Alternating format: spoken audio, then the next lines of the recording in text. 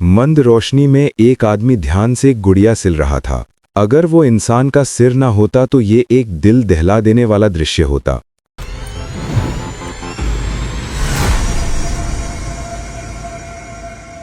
कहानी 1999 में शुरू होती है, जब हांगकांग में बलात्कार और हत्याओं की एक लहर ने मुख्य भूमि की सीमा को छोड़ दिया था। मुझे ऊपर मत घसीटना, कृपया भाई हुई, मैं कोई और रास्ता ढूंढ लूंगा, मैं जरूर वापस आऊंगा। 3 आदमी एक महिला को बेतहाशा घसीटते हुए ऊपर ले जा रहे थे। महिला डरी हुई लग रही थी, छलनी की तरह कांप रही थी। पैसे वापस करो और दया करो जैसे शब्द बुदबुदा रही थी।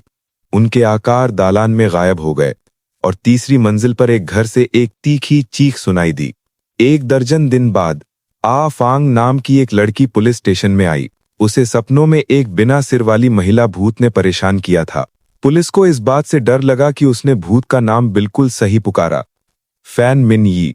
आ फांग के अनुसार उसने फैन मिन यी की मौत देखी और अचानक कहा कि चैन मन लॉक ने ही उसे मारा था। लेकिन आ फांग को यह सब कैसे पता चला? चैन मन लोक ने आ फांग को क्यों जाने दिया? सवालों के साथ पुलिस घटनास्थल पर पहुंची। घर दुर्गंध से भरा हुआ था। एक गंदा हेलो किटी कोने में उकड़ू बैठा हुआ था।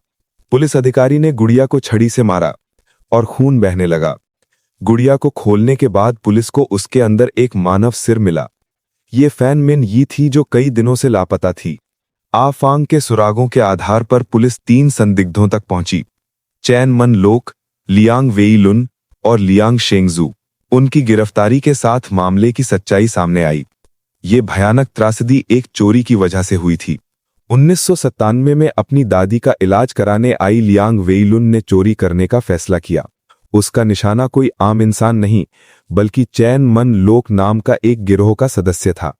कई हजार युआन चुराने के बाद लियांग वेईलुन का पता चल गया। हालांकि चैन वैनले ने पुलिस को नहीं बुलाया। इसके बजाय उसने उससे एक ऋण शोधन पत्र पर हस्ताक्षर करवा लिए। कर्जा बढ़ता गया और लियांग वेईलुन ग्राहकों के लिए वेश्यावृत्ति करते हुए भी ब्याज नहीं चुका पा रही थी।